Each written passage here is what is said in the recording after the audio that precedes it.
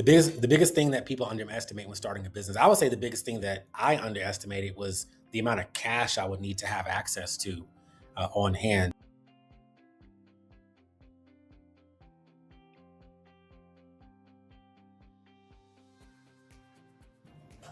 Hello, everyone. My name is Royal, and I am the owner of Any Lab Test Now, El Paso, Texas. It is a franchise where we do walk-in general blood work, STD testing, drug testing, nutritional injections, etc. So normally, where if you want to get some blood work done, or your parents wanted to get some blood work done, they'd have to get a doctor's order. They'd have to go through this whole rigmarole with insurance.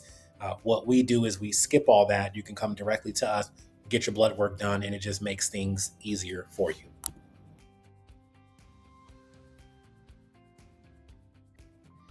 Well, one of the first steps to starting a business is identifying a need. Um, Sometimes we want to start a business by what we want to do or what we think people want, but at times you want to start off with the need, and adjust on the fly as you go along. So this Any Lab Test Now was not my first iteration of a business. My very first business was mowing lawns when I was 10 years old and raking leaves. So I identified that need at 10 years old of mowing lawns, and then added the service of raking leaves to identify that need during the fall time, right? Later on in the years, I started a DNA paternity testing company. And eventually, over 3 years or so, I end up purchasing this location, this Any Lab, that allows me to offer more things. It's more of a need. So the first steps to start a business is to identify a need. Whether, I don't know, you see that people in your neighborhood don't get their trash cans cleaned out. Maybe they don't clean their trash cans too often. So you go to them with the flyer and you say, knock, knock, people need their trash cans cleaned out. I offer this for $25 a trash can or something like that. That's a need. Not everybody's going to want it, but maybe five people in the neighborhood might take you up on it, and you do five of those a week. Hey, there you go. You got $125 a week cash straight to you. So the first steps is identifying a need and then addressing that need. I'm not going to go into the LLC or S corporation or sole proprietorship stuff. That's later down the line for y'all. But identify the need first.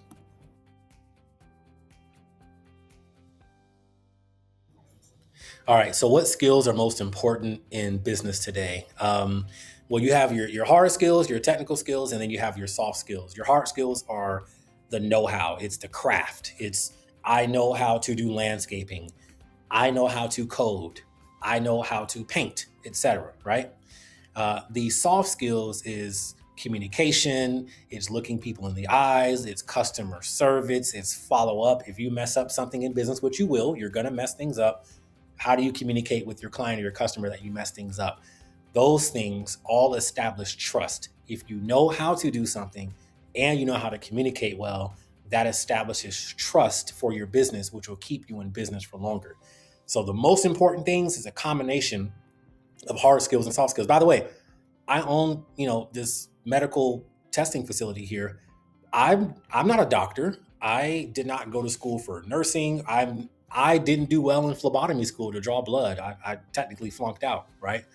I was an English major in college, and I'm not glamorizing this, but graduated with a 2.7 GPA. But I learned through my time in the military the importance of communication and soft skills in developing relationships. So those are some of the most important things that you can know in starting a business now.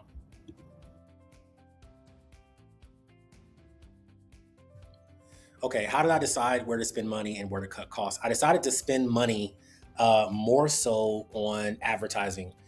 So I would say from October of 2025 up until now, which is today is February 4th, 2026, I have increased my ad budget for Google. So 37% of my revenue comes from Google. People Google us, they find us number one, usually they call us, and then they speak to us. We answer their questions and they come in and purchase from us. Okay. So that's like my number one pipeline right there is Google. I also sprinkled a little bit of social media in there as well. And so that helped as well. I started to spend more money on that as well. Number two, when it comes to cutting cost, I don't think I really cut costs anywhere to be. I would say on like random stuff like going out to eat, right? Or whatever, cut cost on that. Um, Other aspects of overhead, but to be honest, I more so consolidated cost, as in I went from just waiting until things were about to run out, like some of the supply and the inventory. I would wait for things to run out to order, which not good for your nervous system. I then started. I said, okay, I'm going to make a supply order every 2 weeks. I'm going to order more of what we need, so we can have it in surplus, so it saves me mental bandwidth and time later. So it's not necessarily a cost cutting per se, but it's more so of just consolidating the spending, instead of just, every once in a while I just make an order, and as we're getting ready to run out of needles or something like that, I place an order and it's stressful. So that may or may not answer the question, but that's what I did.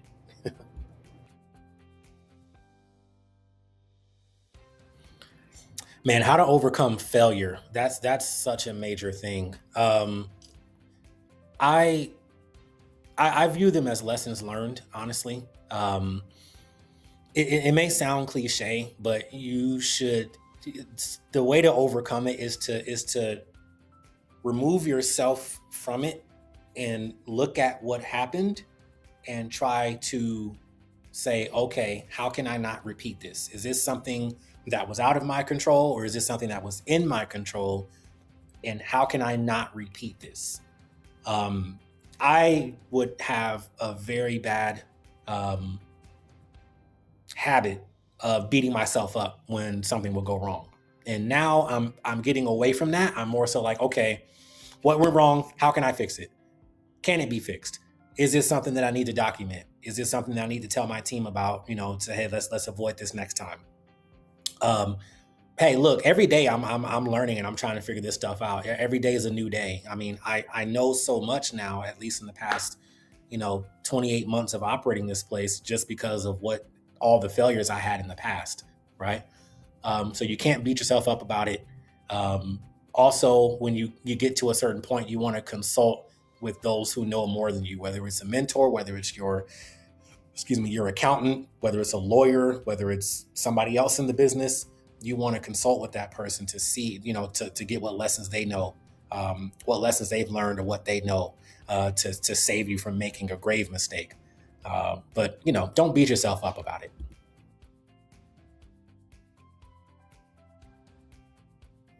So the hardest challenge for me to overcome was my own self doubt. There were nights where things would be, the day would be kind of difficult, and I would have, all these expenses and bills the next day or whatnot, and I would just lay awake at night, sometimes just beating myself up, or like ruminating, or tossing and turning, and sleepless nights. They talk about that as an entrepreneur; it's a real thing, because it's all on you. And the hardest challenge was to accept that there are some things out of my control, some things that are in my control, and the things that are in my control, I do the best to oversee, right? And adjust if need be. But I had to learn not to continue to beat myself up. Oh, bro, why would you do that? Why would you say that? Or why didn't you, send the email the right way, or whatever, right? Um, it can be rough. It can be rough, but you got to realize you're only human. You're not a superhuman, um, and you can make mistakes. As long as you own it, and fix it, then it's fine. So that was the biggest challenge I had to overcome, was to not ruminate over my past mistakes.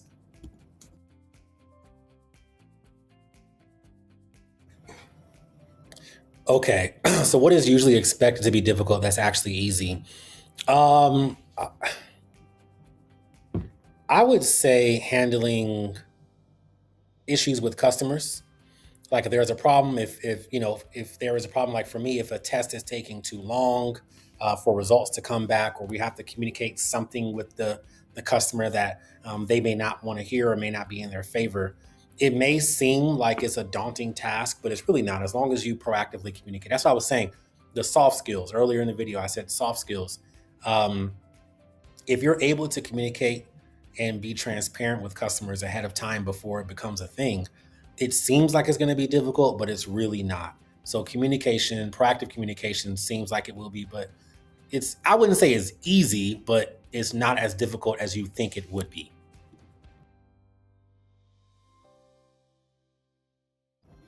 The biggest thing that people underestimate when starting a business, I would say the biggest thing that I underestimated was the amount of cash I would need to have access to on hand. I treated in the very beginning, I treated the cash that the money that the business was getting almost like a play toy, or the reserves that I had. I would, oh yeah, let's just book a flight here, with the reserves. Like, oh no, you need a lot more cash than you think.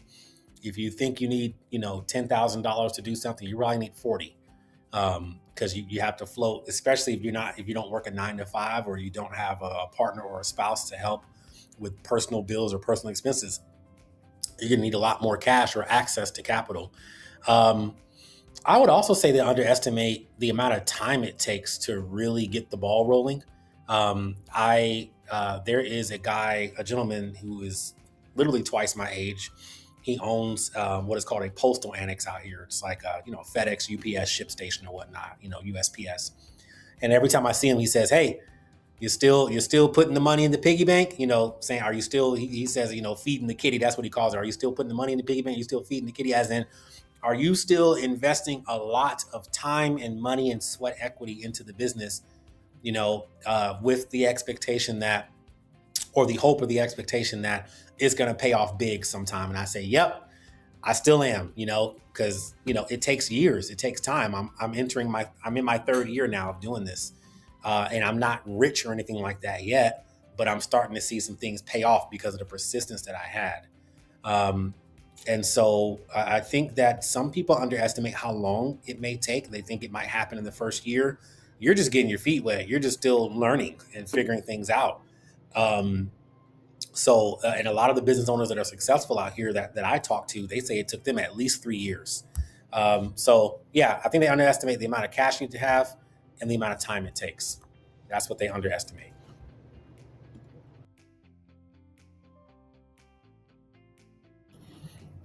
For young entrepreneurs, what is one piece of advice to start the business up? I would say persistence. Be persistent. You're young, especially if you're even if you're a little bit older, that's fine.